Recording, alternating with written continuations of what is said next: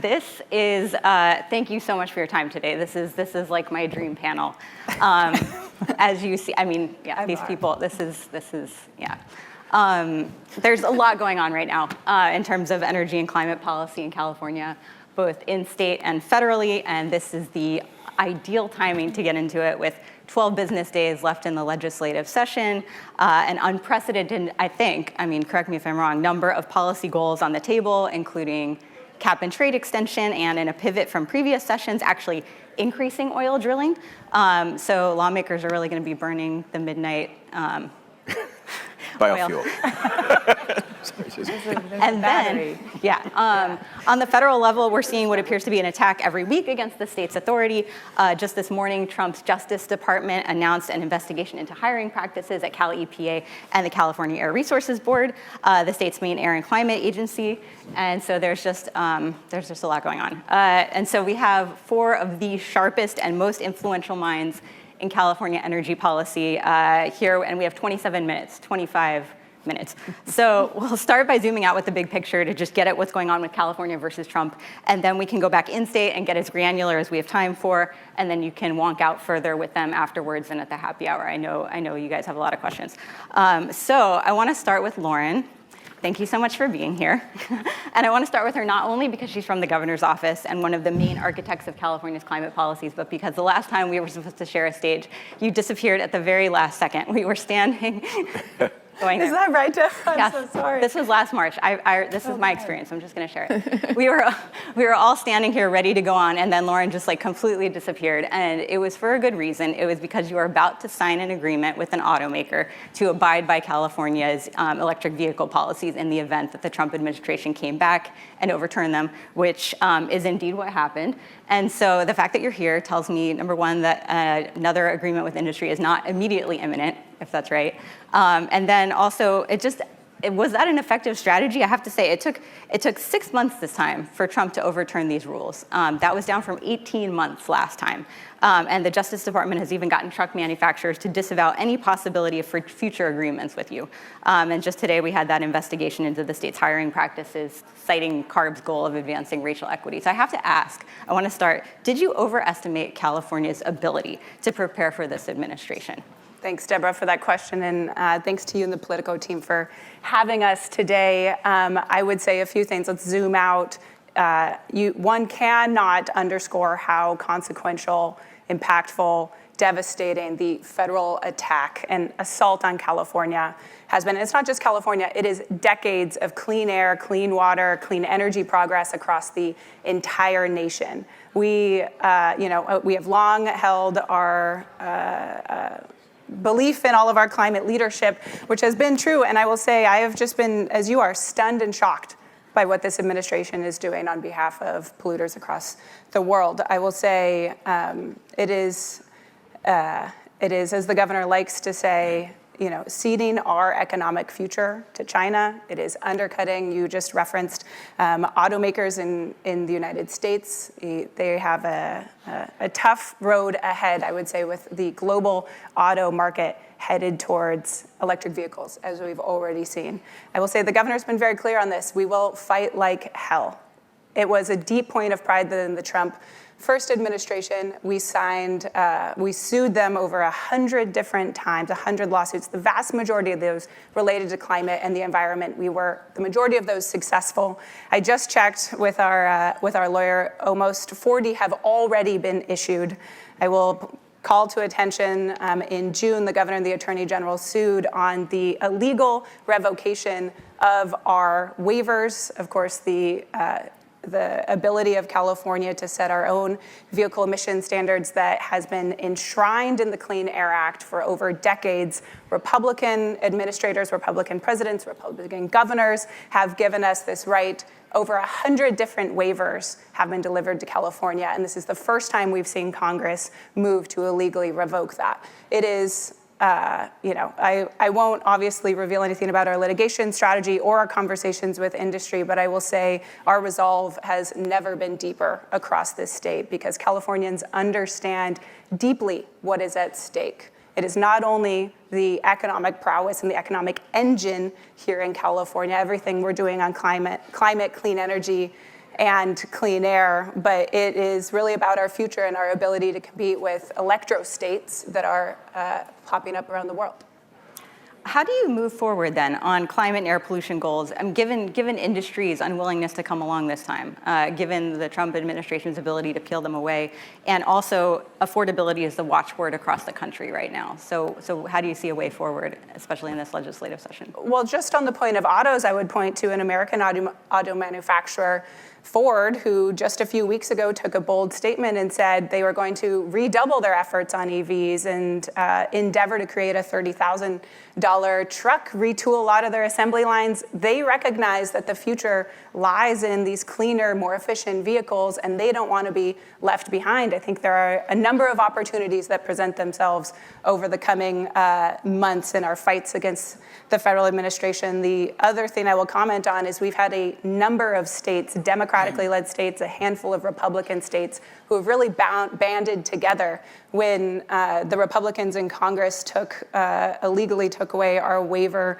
We launched the Affordable Clean Cars Coalition with a number of states across the country who are still committed to making sure this transition happens. And to your point, Debra, that it is affordable for communities in all of our states, but we know that we have to redouble our efforts in the face of the headwinds that have presented themselves. Okay, thank you. Quick lightning round question for everybody. What grade would you give yourself in the administration so far in responding to Trump? Are you going down the line? Yeah. That's you. I'd give us an A-. I'd give us an A-. I think, Debra, you're right. Listen, we thought it would look more like Trump 1.0, and they have a completely different playbook. They had 4 years to study what they did wrong in the first administration and employ new tactics. And the governor has been very clear about the role that Congress has played, the other elected officials have played, and listen, look at what's happening to other institutions around the country. They mean business when they are attacking. I will say the focus on California, I like to think of as a point of how successful we were being, right? They are coming after us because we were shaping how these markets were changing around the world. They knew the consequences of us continuing to lead. And by God, we will continue to lead. A-. Okay, Kathy, what say you? I just think both sides are really good at combating each other. So as far as I'm concerned, they're all doing a good job because they're all combating each other every single day on every single issue. So I don't know what grade that is, but who are you rooting for? What? Who are you rooting for? I'm actually rooting for the next topic we'll get into, which is what this state needs to do to move the state forward. That's what I'm really rooting for. In terms of a grade, I would say it's the wrong class, okay? And I would say the fighting with the Trump administration is extraordinarily important and an existential threat to California's policies. But I also think there is a lot that California can do on its own that isn't subject to a federal Clean Air Act waiver or hopefully interference by the FERC or other federal agencies that California can continue to do on its own. And I think my boss, Senator McGuire, is looking at what do we have within the control. Litigation is a wonderful and important thing and a necessary part of the strategy, but also using the tools that we have here in California to address climate change. And I just want to say, it's not just climate change. It's clean air, it's clean water, it's toxics, it's a lot of other things, which a lot of the people today tend to forget. But I will say, I think the grade for California in general is very good, but I also think I wouldn't base it strictly on the interactions with the Trump administration. Mm-hmm. Yeah, Katie has not forgotten that. Yeah. That you And thank you for asking us a question you did not prepare us with before we got on the stage here. This is fun. I will say B-, which is a kindness. I think Attorney General Bonta has done incredible work, but I have been really personally frustrated with our response this time versus 1.0. It feels like we're moving more towards the middle. I was just leaving a briefing with a bunch of Assembly members who said I never thought I'd see a pro-big oil bill in my time in the California legislature. This is, I think we could be standing stronger on issues when we know that we don't agree. The MAGA base is not going to suddenly love our governor if he starts allowing more drilling in California, and I think we need to remember that and stay true to who we are. I mean, I think that's an open question. So let's go to what's happening on the state level, as you all want to get into. So we're at a very awkward time in California's green transition. 2 of the state's 9 refineries have announced plans to close in the next year. There's estimates that could raise gas prices by more than $1 per gallon. And obviously this all connects back to the federal level. Californian officials are keenly aware of how gas prices play in terms of confirming national Republicans' perceptions of the state. And so Newsom has now gone from trying to impose a profit margin cap on oil refiners to, on Friday, this upcoming Friday, the California Energy Commission is going to pass a rule saying they will not impose a profit cap on refiners. So how is that for regulatory certainty, Kathy? Can you put the current moment in context for us? How happy, or maybe not happy, but how heartened or encouraged are you by these developments? Yeah, I mean, first of all, let's just, again, the pressure that the federal government is putting on California, I think actually, from my perspective, is healthy. And the reason being is I think it's brought the right conversation to the table that we need to have on the technical realities and the goals and aspirations that California has. So I'm encouraged by the fact that we are having the best conversations I have heard in a very long time relative to affordability, the ability of our members to supply affordable, reliable energy to the market every single day to, 40 million people that drive 32 million cars and trucks.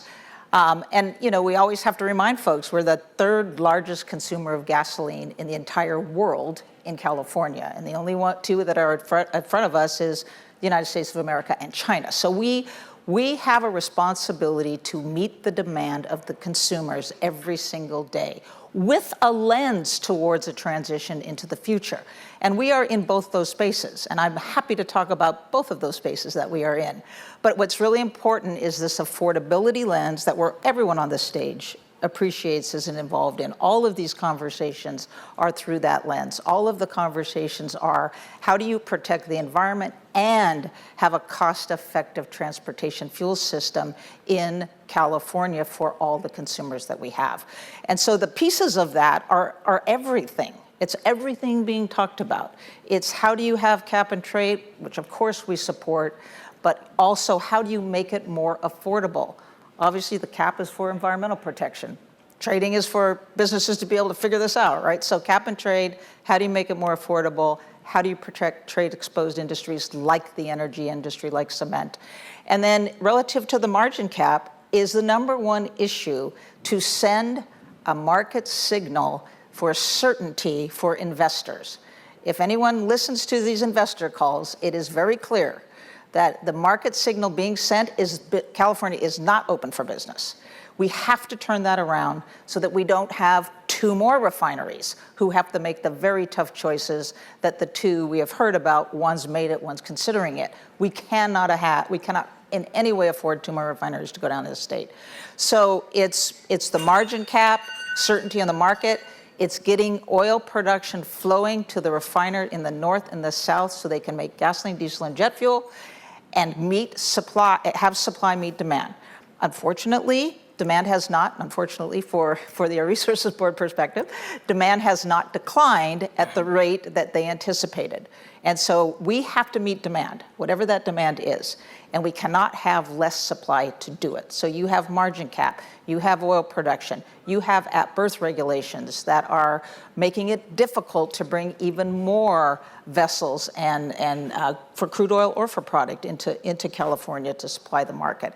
So there is a lot swirling around on what's really important as we take the next step. There is a sense of urgency. And again, I have been encouraged that we are having those conversations at a level that actually matter as we unravel that onion, because the technical realities have to be addressed. And if they aren't, we will never get to that future that California wants and that we want. So, I mean, I tried to frame it up that way, Debra. I don't know if that was successful, but that's sort of from my lens where I'm seeing it. Yeah, thanks for bringing up all those different things, like all the different demands, at-birth rules, CEQA exemptions, increased drilling. If you get all of those things, and talk about demand a little more, because demand is declining structurally in California. So if you get everything you want, will that be enough to sustain the industry in California long term, or do you still have to grapple with that ultimate underlying question? Look, you put all those pieces together, I mean, there's probably 10 elements in cap and trade everybody's talking about. At birth has all kinds of elements, and that's, even at birth, some of those technologies won't even be available for 2 to 3 years. So this is still going to be a conversation. But I would say that if we don't take action, then the conversation will be a very different one. Okay. So if we have 2 more refineries that have to make a difficult decision, we won't be having this conversation. We'll be having a very different one. Which refineries would you say those are? I mean, it's very common knowledge. PBF is definitely one in North and South. You obviously, Valero's not made a decision, and that's pending. Okay. And then you have Phillips, of course, who made the decision. Yes. And then, everybody else who's probably looking at it the same way. Thanks. Kip and Katie, I know you have thoughts about affordability and the right way to approach that. Yeah, one thing I want to say, and I agree with Kathy that this is a good conversation to have, but I would dissent with the argument that California's costs are defined by oil refineries' presence and increasing crude oil production.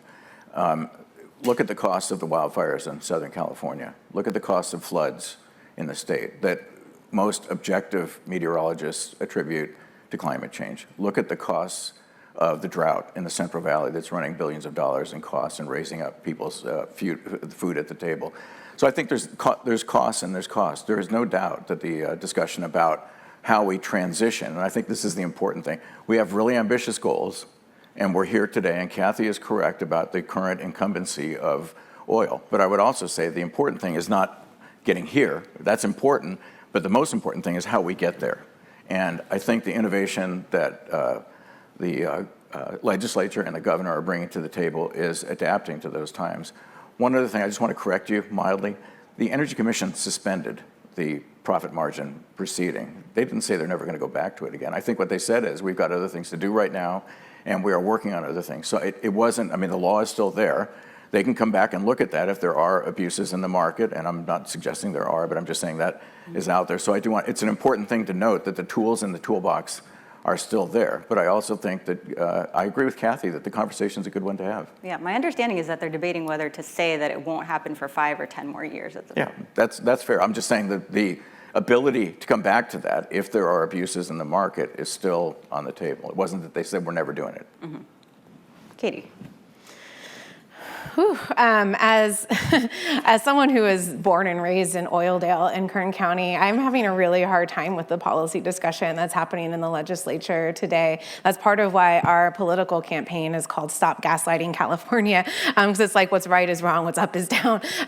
This is an industry that's a multi-billion-dollar industry. It's multinational, it's monopolistic in many ways, and to have them say that they're fighting for affordability for working people just never doesn't land well with me or the folks in our coalition. We believe the government is on the right track with the special session rules, and we need to do a lot more to protect us during this transition. Part of the way we ended up here is we relied on the market to tell us how this transition was going to happen. And the fact is that there are certain market players whose self-interest is diametrically opposed to the goals that California has. And that's what we saw with EVs, with solar panels. They started gravitating towards the areas where they could make money and gravitating away from the people who needed those investments and those infrastructure the most. And so I think this is a teachable moment.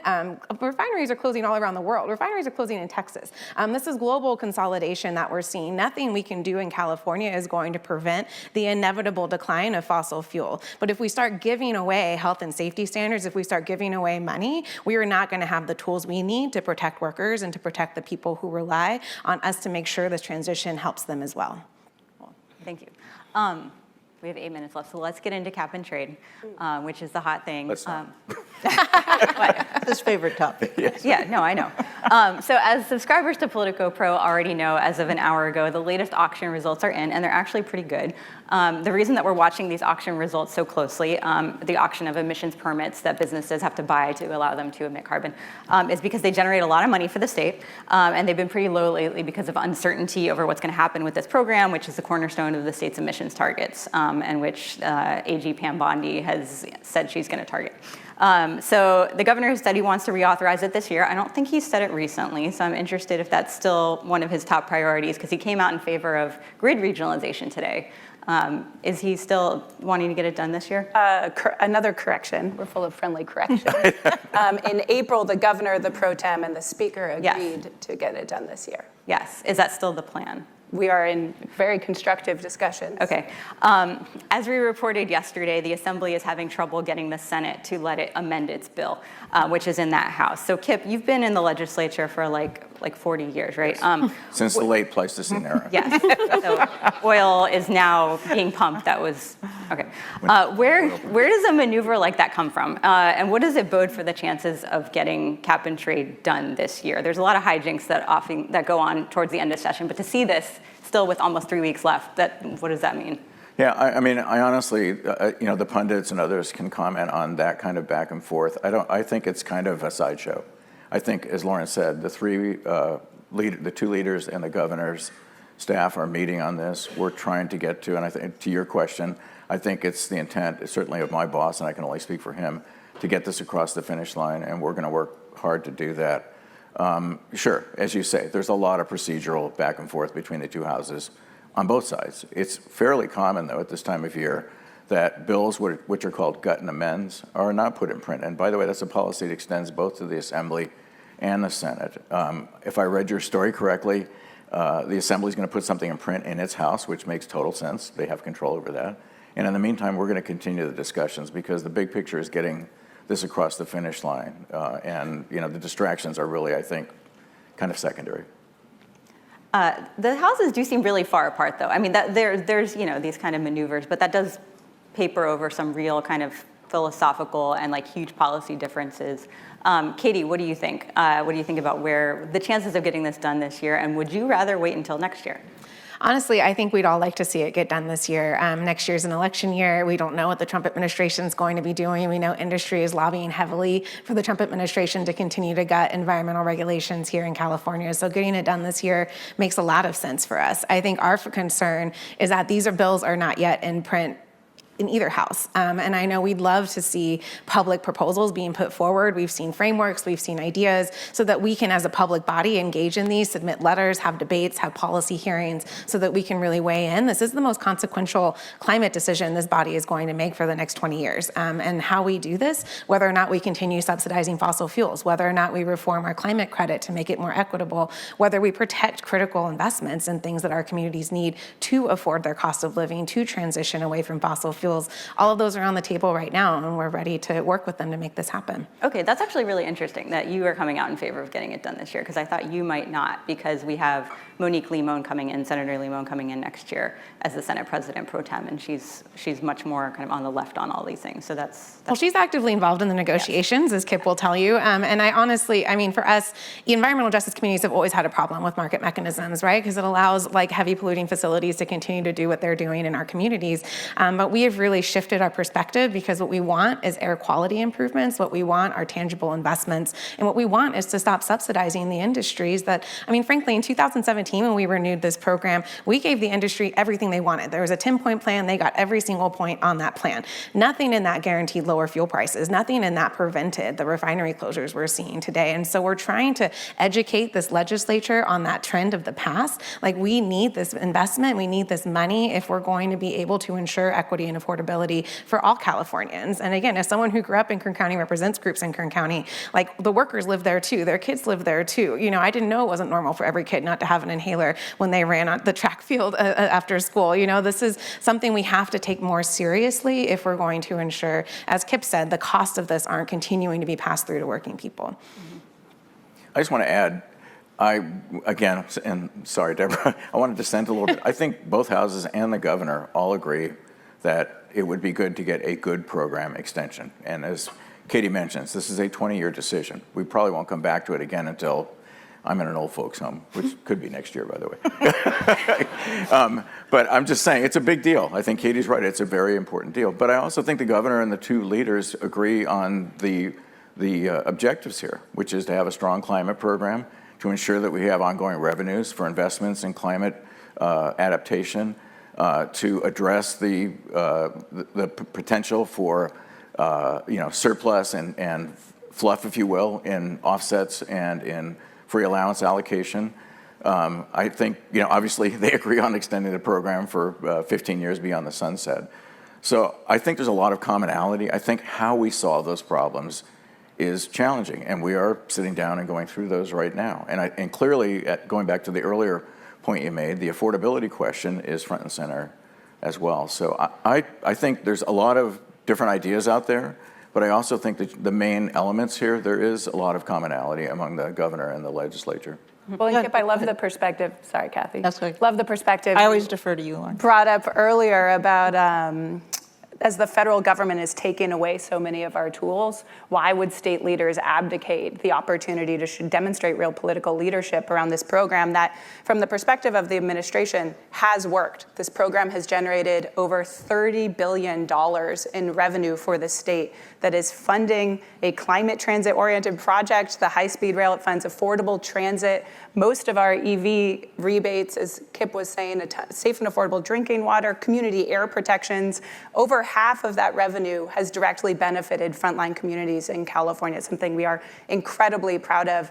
And that's not even to point out the additional $11 billion for the climate credit that's been distributed directly to customer electricity bills.